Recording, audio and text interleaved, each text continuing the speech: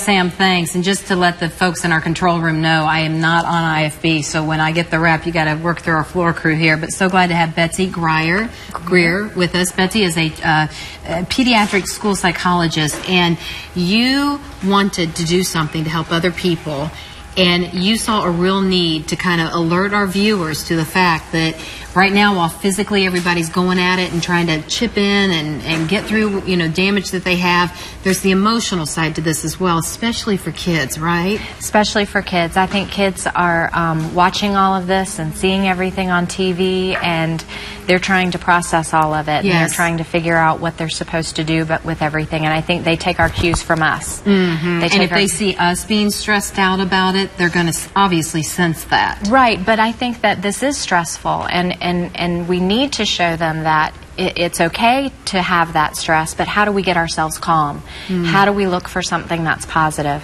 How do we look for something that's good? We're going to be okay. We are safe. We are together. Look at how many people in our community is helping us. Wow.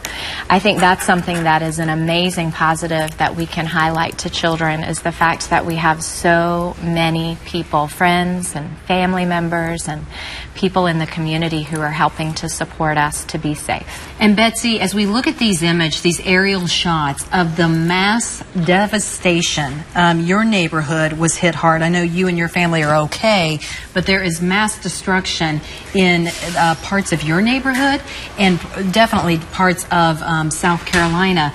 Should we let our kids see this? I mean, in a way, it's history in the making, and it's a good idea to know what's going on, but what do we do? Well, I think that we have to be careful with what our children see, and I think that if we do allow our children to see some of this stuff, we need to be with them. We need to be sitting right there with them so that we can talk about it. We can talk about what it feels like, but then we can move them forward to thinking about some of the good that's happening with how much help we're having, how we're safe. But I think really young kids, we don't need to let them see a lot of this stuff, because I think it's only going to scare them. I think kids that have special needs, that can scare them too. I think older elementary school and middle school and high school, I think they need to see this so they can help understand, but I still think we need to be with them when they watch it. We don't need to let them see all of this all by themselves. And help explain it. That's good advice. And another thing is, you say don't deny their feelings. If they say something, you don't want to come back with, oh, well, you shouldn't feel that way because whatever. Right. Sometimes I think that we try to make our kids feel better, and we try to tell them what they should feel and what they shouldn't feel so they feel better. I think we need to let them have their feelings. We need to let them have that emotion. We need to make sure that we don't say, ooh, don't feel like that, feel like this. We need to make sure that if they're stressed, we acknowledge it. Wow. This is really scary, isn't it? Ooh, I didn't think about it that way. That is scary. Ooh, that is a scary thought. Acknowledge the stress, how they don't feel calm, and then what can we do to help them to feel calm? And then that way they are being able to have their feelings, but then process them a little bit too. And also give the advice about being proactive. Like, as we still see those images, we can't assume just because our kids are seeing it and not saying anything that they're not thinking something. Exactly. I think that some things you can do to be proactive for your kids, especially if, no matter if you're able to go back to your house or you're not, they can draw pictures, they can write things, they can talk about things, they can do things. No matter where you are, they should have stuff for kids to do, or we can have stuff for kids to do so they can get their images in their minds out on paper, or they can get their stories out in writing. And some of the kids want to keep it, and you can make a scrapbook from it to remember it, but always make sure that you end it positively with, look at how safe we are, look at how our family came together. Some kids might not want to keep it. It's okay. Let them throw it away. But I think letting them, experience this through play and through art can help them to process everything too. Could be a creative idea. If you just noticed, you went a little dark. One of our lights just went out as you were talking. So if you see the lights just went down on Betsy, that's why. So that fact that this has happened and we're still just in the baby initial stages of this, I think most people are still in that adrenaline rush mode. But eventually, because of the long hours people are pulling, not just our first responders and media and all our law enforcement and our government system and such, but people who have to clean up are pulling very long hours. Yes. At some point, tempers are going to start flaring. You know, patience runs out and we're worn out and tired. Yes. How do we kind of protect our children from that? Because the reality is they may get to bed, but mom and dad are exhausted. Well, I think that we need to let our kids know that. We need to tell them how tired we are. We need to tell them how much work that is, and we need to apologize to them. We are going to lose our temper. We are going to yell. We are going to do that. But how do we stop, take a deep breath, notice what we did, and say, oh my gosh, I'm really sorry that I did that.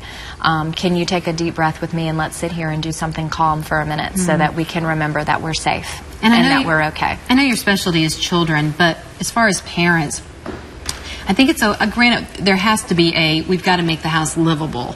But at some point, it doesn't have to be redecorated overnight, does it? Absolutely not. And we need to give ourselves permission to let this be a process. Exactly. Well, it is a process, and we don't even know how long the process is going to be yet. And for some people, the process hasn't even started yet because they haven't even gotten to go back to their homes to see what the damage is yet. And for some people, they haven't gotten a lot of damage, but they're watching all their friends and helping their families. So I think that taking care of us, that's how we take care of our kids. And even if we are tired and we're overwhelmed and we're stressed out, how do we do that for our kids and show our kids that? Do we sit for a moment and say we need to have quiet? Do we sit with our children and say a prayer, read a book, sing a song? What do we do? Whatever your family, looks for hope and for strength, do that. But be in the moment.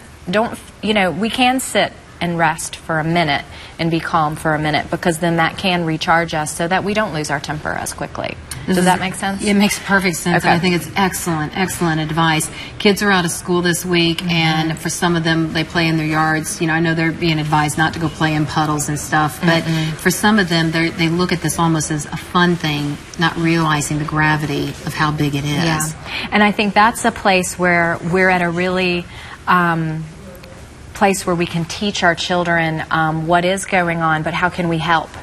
Like, what can we do? What can we look into our house for clothes and for toys and for games so that we can go and take things to our churches, to our schools where there's shelters, so that people can have stuff that are missing things? How can we get our kids to help?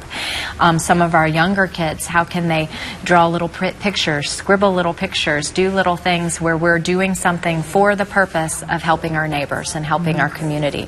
I think that even if the kids are not, touched by all of this directly, it doesn't mean that they can't learn from it and help from it and learn a really, really important lesson about our community and taking care of each other.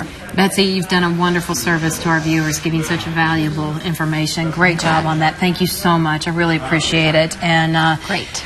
Sam, I'm going to pitch back to you.